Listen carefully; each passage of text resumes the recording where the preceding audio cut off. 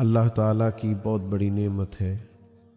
ہم جب جانوروں پر رحم کی بات کرتے ہیں تو ہم کہتے ہیں بیچارہ بے زبان ہے، یعنی اپنا درد، اپنا دکھ، اپنی تکلیف بتا نہیں سکتا۔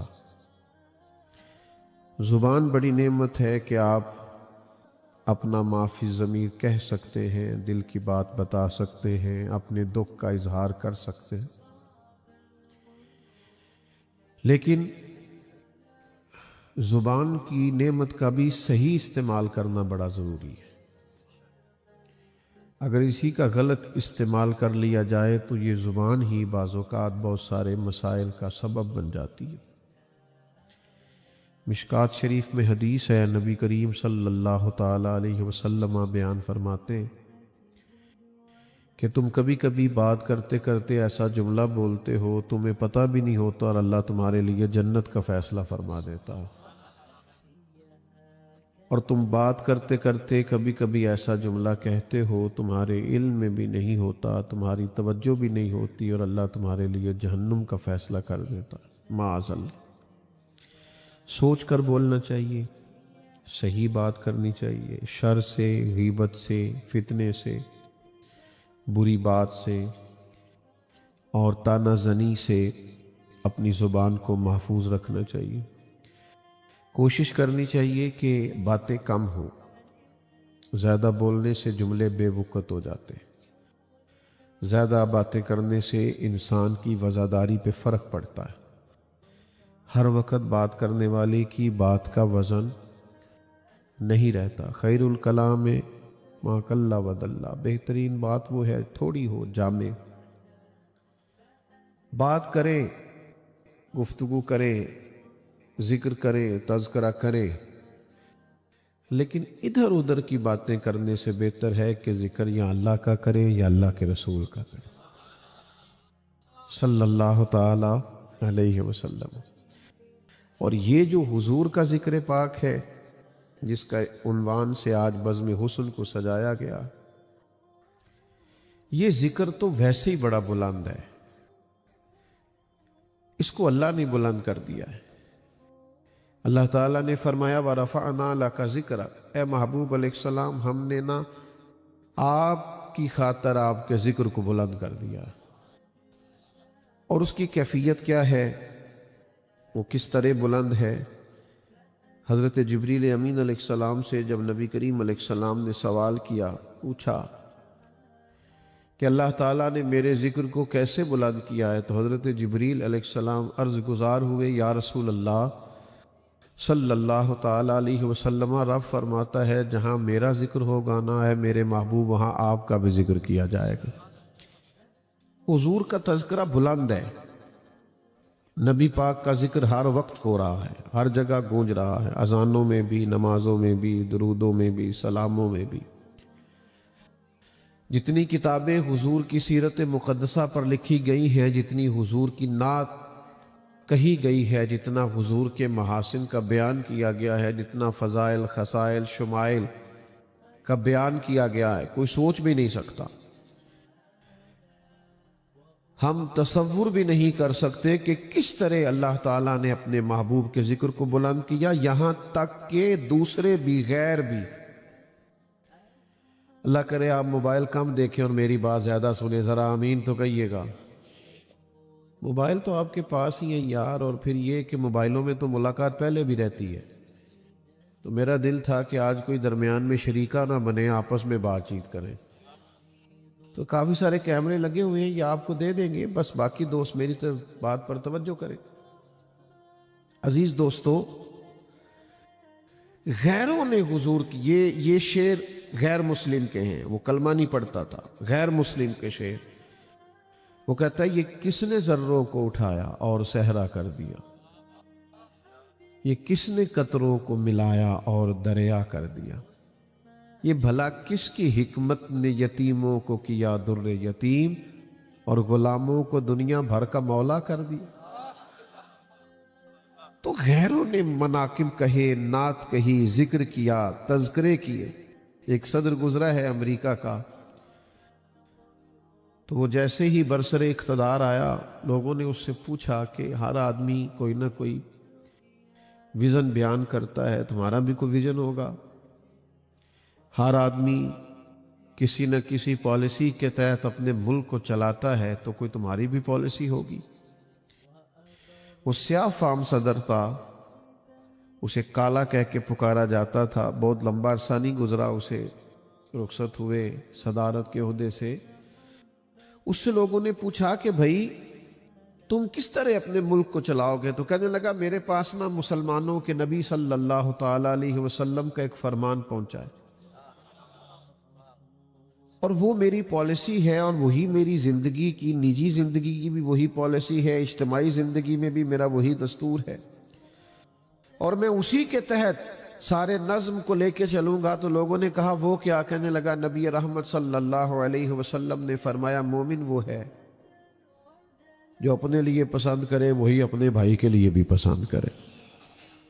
بس میں کوشش کروں گا کہ وہ چیز جو ٹھیک نہیں ہے میری نظر میں وہ کسی اور تک نہ جائے، وہ قانون نہ بنے جو میں اپنے لیے درست نہیں سمجھتا تو دوسروں کے لیے بھی میں اس قانون کو مرتب۔ یہ دیکھیے نا، یہ حدیث ہم سب کو آتی، پوری زندگی اس پر گزاری جا سکتی، زندگی کا سارا دستور اس پر رکھا جا سکتا ہے، ہم اپنے سارے معاملات اس پر مرتب کر سکتے کہ بھائی چیز پر غور کر لو، دیکھ لو، آپ جو بیچ رہے ہو، جو بانٹ رہے ہو، جو کسی کو دے رہے ہو، کیا یہ آپ اپنے گھر میں بھی استعمال کر سکتے؟ میں نے اپنے قبلہ عالم حضرت صاحب رحمت اللہ علیہ کی خدمت میں عرض کی حضور ادارہ بنانا ہے، مدرسہ بنانا ہے، کیسا ہونا چاہیے؟ فرمانے لگے اس طرح کا بنانا جس میں اپنے بچے بھی پڑھ سکے، یعنی تم محسوس کرو کہ یہاں میرا بیٹا بھی پڑھ سکتا ہے، اس کا لیول اس معیار کا ہے۔ اور اگر یہ کہ دوسروں کے بچے وہاں ہیں اور آپ کے کہیں اور ہیں، یہ ہمارے حکمرانوں کا وتیرہ ہے نا کہ باقیوں کے بچوں پر حکومت کرتے ہیں اور اپنے بچوں کو باہر بھیج دیتے ہیں۔ تو انداز یہ رکھیے ہمیشہ زندگی کا کہ جو اپنے لیے پسند کرے وہی دوسروں کے لیے۔ تو عام دام برسر مطلب حضور کا ذکر تو غیر بھی کر رہے ہیں، نبی پاک کے تذکرے تو جگہ جگہ ہیں، گلی گلی ہیں، نگر نگر ہے۔ بلکہ کئی دفعہ ایسے ہوتا تھا کہ جو مخالف تھے نا، تو فیل بن عمر کہتے ہیں میں تو ویسے آیا تھا مکہ مکرمہ میں، میرا ارادہ کچھ اور تھا اور میرے ذہن میں بھی بات نہیں تھی، لیکن مجھے نا ابو جہل مل گیا رستے میں، تو مجھے کہنے لگا یہاں ایک شخص نے دعویٰ نبوت کیا، ان کے پاس نہیں جانا۔ ذرا سمجھیے گا بات، کہتے ہیں پہلے پتہ نہیں میں نے جانا تھا کہ نہیں جانا تھا، پہلے پتہ نہیں ان کے بارے میں پوچھنا تھا کہ نہیں پوچھنا تھا، لیکن یہ کریم کا انداز دیکھیں نا۔ ابو جہل کہہ رہا ہے ان سے کہ انہوں نے دعویٰ کیا ہے تو یہاں مت جانا، کہتے ہیں میں نے کہا اب تو میں جاؤں گا۔ انہوں نے کہا کہ وہ معاذ اللہ شاعر ہیں، تو کہا میں شعر و سخن ردیف کافیہ مجھ سے زیادہ کون سمجھتا ہے، تو کہا کہ وہ جادوگر ہیں، تو کہا میں نے بڑے بڑے معاذ اللہ کا جادوگر ہے، تو کہا میں نے بڑے بڑے آسیب اتار دیے ہیں، تو کہا بڑا انفرادی مسئلہ ہے، وہاں سے بچ کے آنا مشکل ہے، کہا میں تو جاؤں گا۔ تو فیل کہتے میں گیا، میں نے بھی بڑی باتیں کی پر حضور نے صرف سورہ فاتحہ ہی پڑھ کے سنائی، بس پھر تیریاں ویکھ کے اداواں میں مرید ہو گئی۔ پھر بات بدل گئی، سودا لینے کے لیے بازار گئے ہم، پر ہاتھ اس کے بکے جس کے خریدار گئے ہم۔ پھر واپس آئے تو ابو جہل ہی کہہ رہا تھا یہ وہ نہیں ہے جو یہاں سے گیا تھا، چہرہ دیکھ کے کہہ رہا تھا بدل گئے انداز، اطوار بدل گئے۔ تو بھائی غیر بڑا ذکر کرتے رہے، غیروں نے بڑے تذکرے کیے میرے نبی پاک، اللہ نے کروا لیے کوچا کوچا، کریا کریا، نگر نگر، حضور کا ذکر جاری تھا، جاری ہے اور جاری کیا کہتے ہیں فاضل بریلوی، رہے گا یوں ہی ان کا۔ پریشان ہیں آپ کسی بات پہ؟ کوئی زبردستی تو نہیں نہ بٹھایا محفل میں ان دوستوں نے، ورنہ ان سے بات کریں، چونکہ اتنے پیارے لوگ ہیں آپ سارے، تو میری تو عادت ہی نہیں، میں بے سرا آدمی ہوں، میں تو کسی سے کہہ ہی نہیں سکتا میرے ساتھ مل کے پڑھو، یہ تو سریلے لوگ کرتے ہیں۔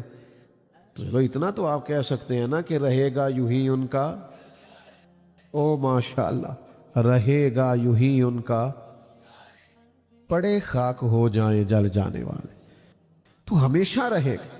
حضور کا ذکر پاک ہمیشہ رہے گا. بلکہ ایک سکھ شاعر تھا، تو اس کو کسی نے تانا دیا. اس سے کسی نے کہا کہ تم مسلمان ہو کے حضور کی نعت کہتے ہو، اور تم غیر مسلم ہو کے حضور کی نعت کہتے ہو، اور اگر کہتے ہو تو پھر مسلمان ہو جاؤ.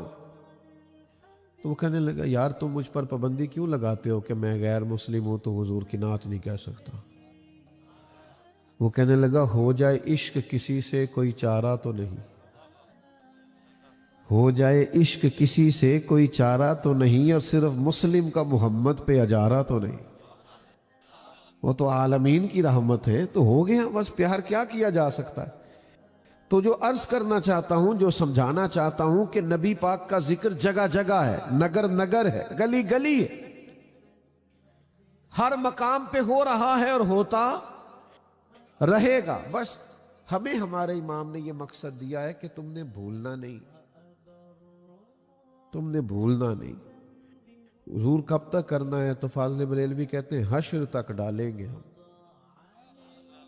پیدائش مولا کی دھوم، اور مثل فارس نجد کے کلے گراتے جائیں، خاک ہو جائیں عدو جل کر مگر ہم تو رضا، دم میں جب تک دم ہے. اللہ کرے آپ کو سمجھ آئے. یہ شعر نہیں ہے، یہ مقصد حیات ہے.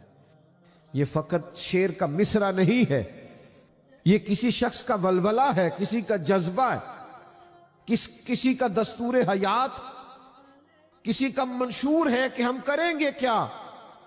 کہتے خاک ہو جائیں عدو جل کر مگر ہم تو رضا، دم میں جب تک دم ہے ذکر ان کا سناتے جائیں گے. یہ ہم نے مقصد بنا لیا. اور یہ کیوں بنایا ہے وہ بھی بتاتے ہیں. وہ کہتے ہیں جو نہ بھولا ہم غریبوں کو رضا. پھر ذکر اس کا اپنی عادت کیجئے. جب انہوں نے ہمیں نہیں بھلایا تو ہمیں بھی ہر وقت محبوب کا ذکر کرنا چاہیے. اور کرتے ہیں ہم حضور کا ذکر پر محفل میں. مجھے معاف کیجئے گا، کل خانی میں کرتے ہیں، جنازوں میں کرتے ہیں،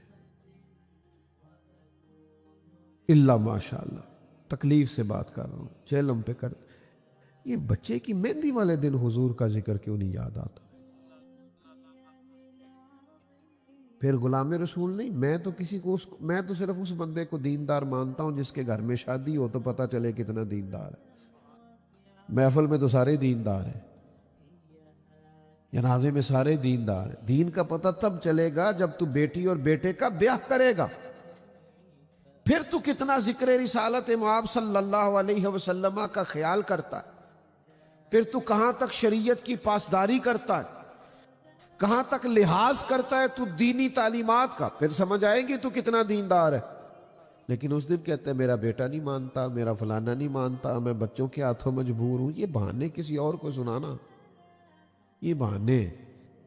بچوں کو منانا ہو تو کوئی مشکل کام ہے. اور برادری اور قبیلے سے اگر آپ لڑ نہیں سکتے تو دعویٰ محبت کیوں کیا تھا؟ اور اگر سمجھ نہ آئے تو پھر دیکھو نہ کھول کے صحابہ کی زندگیاں. ان کی تو ساری برادری، سارا قبیلہ، ان کی تو بیویاں، بچے، بہن بھائی کہہ رہے تھے دین قبول نہیں کرنا. انہوں نے کہا سب کچھ چھوڑ دینا ہے، محمد عربی کا دروازہ نہیں چھوڑنا صلی اللہ علیہ وسلم. لیکن وہ محفل میں ادھار ٹوپی لے کے آ جانا کسی سے، اور جناب بڑا زبردست دیندار بن جانا، اور اس کے بعد ساری مرضی کے کام کرنا، تو یہ بھائی آدھے تیتر آدھے بٹیر بننے سے کام نہیں چلتا. یا ایھا الذین آمنوا ادخلوا فی السلم کافہ، اے ایمان والو پورے کے پورے دین میں داخل ہو جاؤ. آدھے تیتر آدھے بٹیر بننے سے گزارا. وہ میں تو کئی دفعہ نا وہ جو بڑے ہوتے ہیں نا ہمارے اسٹیجوں پہ، نقیب، خطیب، نعت خواں، ان سے بھی گزارش کرتا رہتا ہوں کہ بھائی آپ فل ٹائم دیندار بنے. یہ جو آپ نے جوز وقتی پکڑا ہوا ہے نا نظام، شادیوں میں آپ جاتے ہیں تو آپ کا لباس ہی اور ہوتا ہے، ایئرپورٹوں پہ آپ سے ملاقات کریں تو آپ کے رنگ ڈھنگ ہی اور ہوتے ہیں. تو بھائی یہ آپ نے کون سا دین اختیار کیا ہے کہ جس میں تھوڑا سا آپ یہ بھی کر سکتے ہیں اور تھوڑا سا آپ وہ بھی کر سکتے؟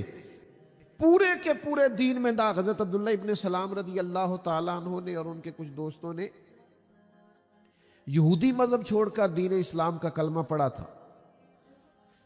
تو اہل یہود جو ہیں وہ اونٹنی کا دودھ نہیں پیتے، اونٹ کا گوشت نہیں کھاتے.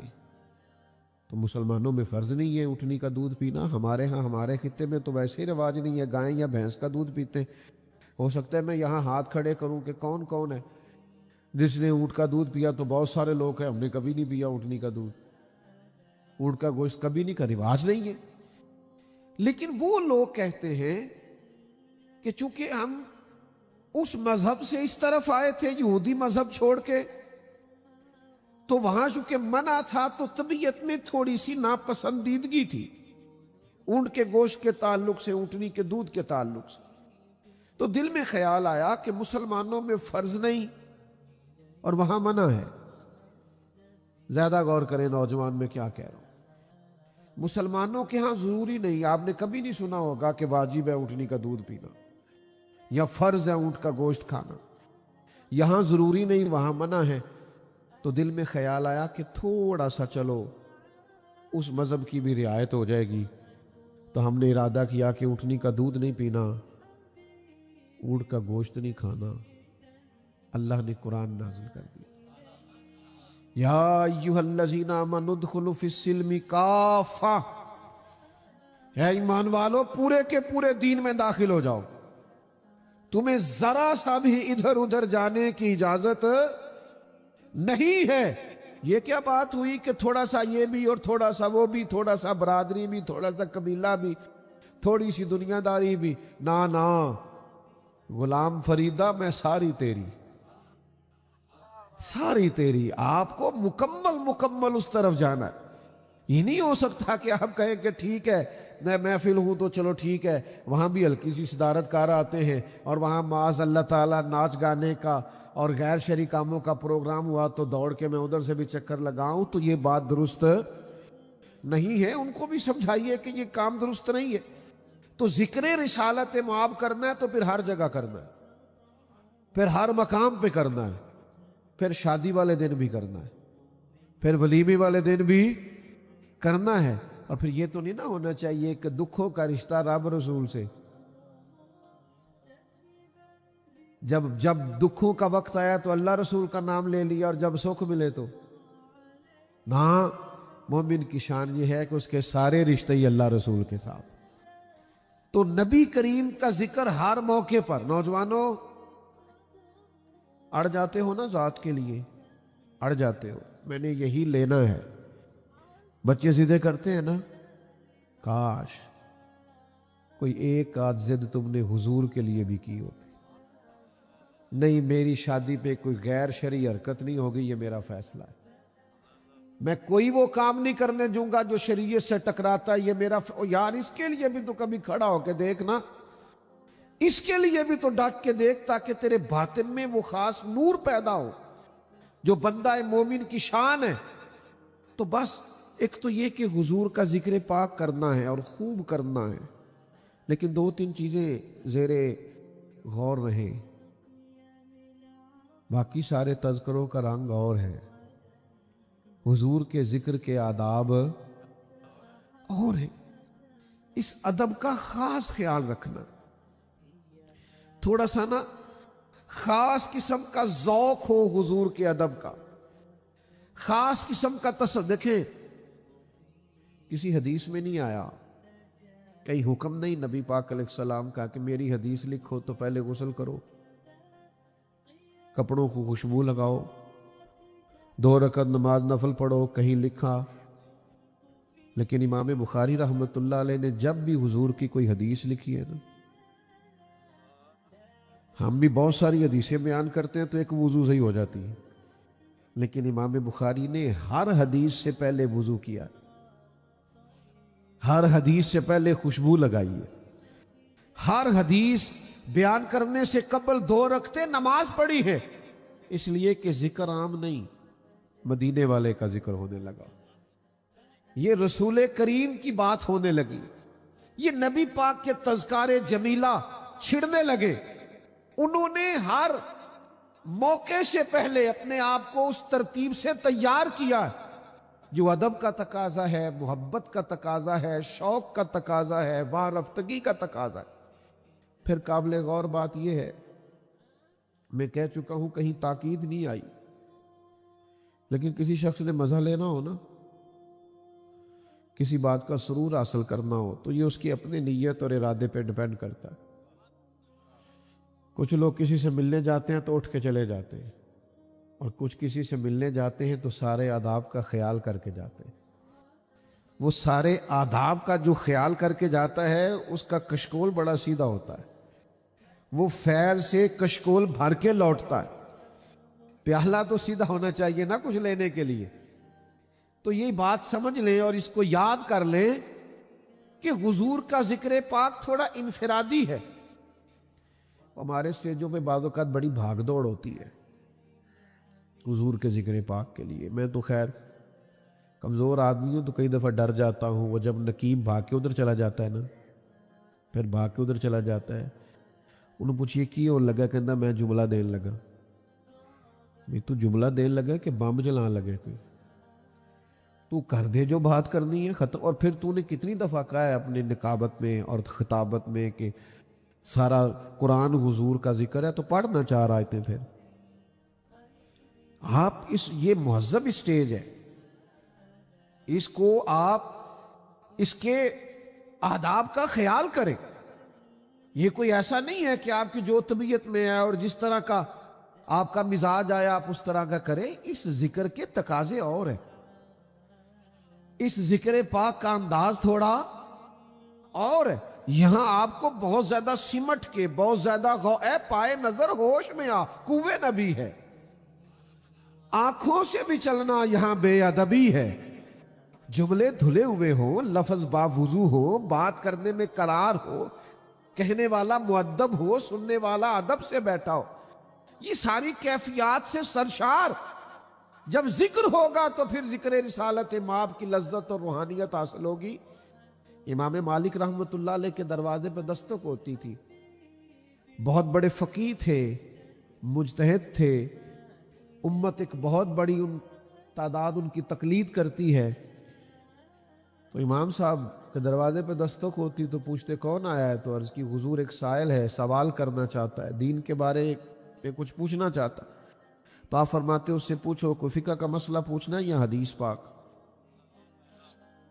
کہتے حضور اس نے ایک فقہی جزئیے کے تعلق سے کچھ بات پوچھنی تھی. تو امام صاحب تشریف لاتے، باوضو بات کرتے اور اس کو رخصت کر دیتے. لیکن اگر وہ کہتا نا میں نے حضور کی حدیث سننی ہے، آ میرے دل آمنہ کے لال کی باتیں کریں، تو پھر امام صاحب پہلے امامہ باندھتے، خوشبو لگاتے، جبہ اوڑھتے، اور بندہ چاہے ایک سامنے بیٹھا ہے حدیث سننے والا، امام صاحب منبر پہ بیٹھتے اللہ کی حمد کرتے، حضور کی بارگاہ میں درود و سلام عرض کرتے، اور پھر جھوم جھوم کے حضور کی حدیث بیان کرتے.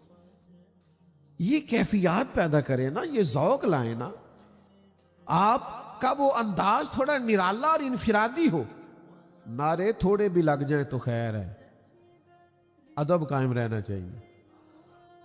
داد چلے، اب میں کوئی ثقیل سخت جملہ نہیں کہتا، داد امداد تھوڑی بھی ہو جائے تو خیر ہے، لیکن ادب بہرحال قائم رہنا چاہیے. ہر چیز جو ہوتی ہے وہ اس لیے نہیں ہوتی کہ بندہ ضروری فیمس ہی ہو اور نعرے ہی لگیں اور داد ہی ملے، اثر کرے نہ کرے سن تو لے میری فریاد. نہیں ہے داد کا طالب یہ بندہ آزاد. کچھ لوگ اس سے بھی آزاد ہوتے ہیں، وہ کہتے ہیں داد نہیں لینی، قیامت کے دن شاباش لینی ہے. ان کو اس سے بھی تھوڑا سا نا وہ تھوڑے سے بے نیاز ہو جاتے ہیں. دیکھیے نا علامہ اسماعیل حقی نے لکھا ہے کہ جب جناب ابو بکر صدیق رضی اللہ تعالیٰ عنہ نے کلمہ پڑھا نا تو یہ بریکنگ نیوز تھی مکہ مکرمہ میں. اتنا بڑا تاجر مسلمان ہو گیا، اپنے قبیلے کا سربراہ مسلمان ہو گیا، خبر پھیل گئی. اور تاجر کے دوست بھی تاجر ہی ہوتے ہیں، بڑے بڑے لوگ ان کے دوست تھے. تو ایک جماعت مرتب ہوئی جس نے کہا کہ پتہ تو کرے واقعی جناب صدیق اکبر مسلمان ہو گئے، معلومات تو کریں۔ ان کے نام بتاؤں کون کون تھے؟ حضرت عثمان غنی، حضرت سعید بن زید، اس طرح کے کچھ صحابہ جو بڑے تاجر ہیں اور اپنے قبیلے میں قد کاٹھ رکھتے، نامی گرامی لوگ، انہوں نے کہا کہ یار یہ خبر پھیل گئی ہے کہ جناب صدیق اکبر، اور بڑے دھیمے ہیں، بڑی بہترین رائے رکھنے والے، سوچ سمجھ کر فیصلہ کرنے والے ہیں، اور ایک بہترین تاجر ہیں۔ اور تاجر جو ہوتے ہیں وہ گھاٹے کا سودا کرتے نہیں، سوچ سمجھ کے چلتے ہیں۔ تو جناب صدیق اکبر مسلمان ہو گئے ہیں تو معلومات تو کریں۔ تو وہ سارے جمع ہو کے جناب صدیق اکبر کے پاس آئے۔ ادھر دیکھنا نوجوانوں میری طرف، نے آ کے کہا ابو بکر سنا ہے مسلمان ہو گئے آپ؟ فرمایا یہ کوئی سادہ سا سوال تو نہیں نا، بیٹھو دیتے ہیں جواب، یہ کوئی عام سی بات تو نہیں نا، یہ بس وہ جملہ تو نہیں نا کہ ہاں کہہ دی یا نہ کہہ دی اور بات ختم ہو گئی۔ فرمایا بیٹھو کرتے ہیں بات۔ جناب صدیق اکبر رضی اللہ تعالیٰ عنہ نے ان کو بٹھا لیا، پھر اس شوق سے حضور کا ذکر کیا۔ میری طرف دیکھیے گا، اس محبت سے نبی پاک کا تذکرہ چھیڑا۔ کچھ لوگ بات کرتے ہیں تو ان کا پورا لب و لہجہ اس میں محو ہو جاتا ہے، ان کی آنکھیں بھی بولتی ہیں، ان کی روح بھی اس میں اتر جاتی ہے۔ وہ بات کرتے ہیں تو وہ پوری لذت اور پورا کیف اور پورا سرور، یعنی ایک ایک حرف سجن دے نا دا سانو دس دا وانگ قرآن تے سورت یار دی ویندیاں رہنا، اے سب عملاں دی جانے سجنا ساڈا دین کی پوچھنا ہے، ساڈا یہ ہوئی دین ایمان ہے۔ ایک ایک بات کیف والی، سرور والی، دھلی ہوئی، لذت والی، مٹھاس والی۔ جناب صدیق اکبر نے کبھی حضور کے اخلاق کی بات چھیڑی، کبھی معاف کرنے کی بات چھیڑی، کبھی عطا کرنے کی بات چھیڑی، کبھی نواز دینے کی بات چھیڑی، کبھی حضور کی صلہ رحمی کی بات چھیڑی، کبھی بھائی کو بھائی سے ملا دینے کی بات چھیڑی۔ اس رنگ میں حضور کا ذکر نور کیا کہ وہ جو تصدیق کرنے آئے تھے نا کہ آپ مسلمان ہوئے کہ نہیں، وہ کہنے لگے ہمیں بھی لے چلیں، ہم نے بھی حضور کا کلمہ پڑھنا ہے۔ تو بھئی آپ کا وہ انداز ذکر کرنے کا، وہ انداز، وہ لب و لہجہ، اس میں جاذبیت تو ہو مسلمان کا۔ آپ نے مجھ سے ناراض نہیں ہونا، یہاں علماء بیٹھے ہیں، مشائخ بزرگ بیٹھے، اور یہ بھی تھوڑا سا درست نہیں کیا گیا کہ بالکل پیچھے بٹھایا گیا، یہاں دائیں بائیں بزرگ بیٹھ جائیں تو ذرا ادب قائم رہتا ہے۔ یہ میری گزارش ہے بانیان محفل کے لیے، اور بعض اوقات توجہ نہیں رہتی۔ یہاں بزرگ تشریف فرما ہے، میں آپ کی خدمت میں یہ بات عرض کرنا چاہتا ہوں کہ جب آپ کسی بھی محفل میں آئے نا، اور ہماری جماعت کا یہ طریقہ نہیں تھا کہ آپ اتنے سارے لوگ ننگے سار آ گئے، ہم نہیں آیا کرتے تھے، ہم تو ادب والے لوگ۔ ناراض ہو گیا ہو، کافی سارے نوجوانوں نے ہلکا ہلکا گھورا ہے مجھے، تو بھئی ہم اس طرح کے نہیں ہیں، ہمارا ہی تو، ہم سے تو لوگوں نے، ہم سے تو ادب سیکھا ہے۔ لیکن یہ کہ آپ محفل میں آئیں تو پھر وضو ہو، پھر خوشبو ہو، پھر درود و سلام پڑھتے ہوئے آئیں۔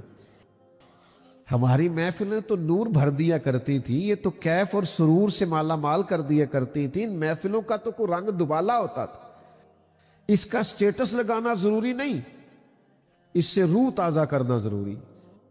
یہ سیاسی جلسے نہیں، اس میں تصویریں نہ بھی آئیں تو گزارا ہوتا ہے، لیکن روح لگی ہوئی ہو، حضور کا ذکر پاک ہو تو پھر کیفیات جمی ہوئی ہو، رنگ بنا ہوا ہو۔ کچھ لوگ کہتے ہیں جی وہ میں کر تو رہا ہوں ذکر، پر جو میں نے پڑھا ہے میں نے بیان کر دیا ہے۔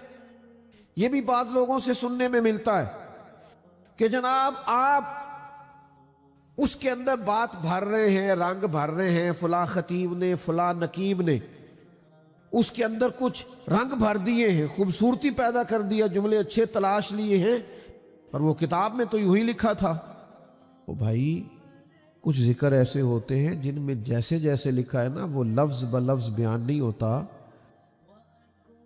بلکہ کچھ آداب، کچھ چیزیں اور بھی ہوتی ہیں۔ اب اس کا موقع نہیں کہ میں اس بات کو یہاں عرض کروں۔ ایک مثال دیتا ہوں، دو بھائی بیٹھے ہوں نا، چھوٹا اور بڑا، تو چھوٹا اس کی تعلیم بھی زیادہ ہے اور وہ نوکری بھی بڑی کرتا ہے اور اس کے پاس پیسے بھی زیادہ ہیں اور گاڑی بھی کافی مہنگی ہے اور رہتا بھی شہر کی کسی بڑی سوسائٹی میں۔ تو جو بڑا ہے اس کی تعلیم بھی تھوڑی ہے اور پیسے بھی تھوڑے ہیں اور گاڑی آئی کوئی نہیں، اور رہتا وہ کسی گاؤں میں ہے۔ تو دونوں بھائی کٹھے بیٹھے، اب کسی نے ان سے پوچھا تم میں سے بڑا کون ہے؟ تو اس نے تعلیم پوچھی ہے کہ عمر؟ جلدی بتاؤ نا یار، کیا پوچھا ہے؟ پیسے پوچھے ہیں کہ عمر؟ عہدہ پوچھا کہ عمر؟ دولت پوچھی کہ عمر؟ شہرت پوچھی ہے کہ عمر؟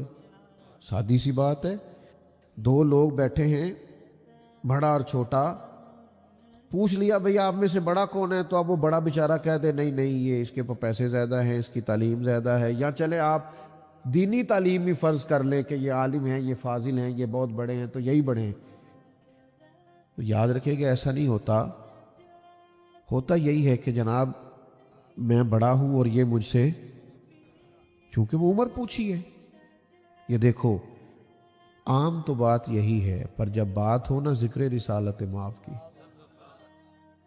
جب حضور کے ذکر نور کی بات ہو نا، تو نبی کریم کے چچا ہیں جناب عباس رضی اللہ تعالی عنہ، ان سے کسی نے پوچھا آپ بڑے ہیں کہ حضور؟ تو جو پوچھ رہا ہے نا اسے بھی پتا ہے کہ نبی کریم علیہ السلام امام الانبیاء ہے، اس نے بھی مرتبہ اور عہدہ نہیں پوچھا، اس نے عمر ہی پوچھی ہے۔ آپ بڑے ہیں کہ حضور؟ وہ جانتا ہے کہ ہر لحاظ سے حضور بڑے ہیں، لیکن اس وقت جو سوال ہے اور سوال کی بنیاد ہے وہ عمر سے تعلق رکھتی ہے۔ تو اس نے عرض کی کہ اے میرے محبوب علیہ السلام کے عم محترم، یہ بتائیے کہ آپ بڑے ہیں کہ حضور؟ تو اب چونکہ حضور کی بات ہے نا، تو اب عنوان بدلا، بات بدلی، لب و لہجہ بدلا، انداز بدلا، جملے تلاش کر کے لائے گئے، ادب کی بات ہونے لگی، کیف کی بات ہونے لگی، سرور کی بات ہونے لگی۔ حضرت عباس رضی اللہ تعالیٰ عنہ کا کیا خوبصورت لہجہ ہے۔ بیٹا بیٹھ جائیں آپ، اللہ آپ کو سلامت رکھے۔ اب تو سب کو پتہ ہے کہ یہ پیسے لینے دینے والا یہاں کوئی معاملہ نہیں، اب بھی بار بار بتانا پڑے گا، چھوڑیں اور بات سنیں۔ اور بات بھی مکمل ہو گئی، اب تو سارا مضمون میں آپ کو عرض کر چکا، چند منٹوں میں بات سمیٹ دوں گا۔ حضرت عباس رضی اللہ تعالیٰ عنہ سے جب پوچھا آپ بڑے ہیں کہ حضور، تو جواب دیکھیے کتنا خوبصورت ہے، فرمانے لگے بڑے تو حضور ہی ہیں، بڑے تو حضور ہی ہیں، ہاں پیدا پہلے میں ہوا تھا۔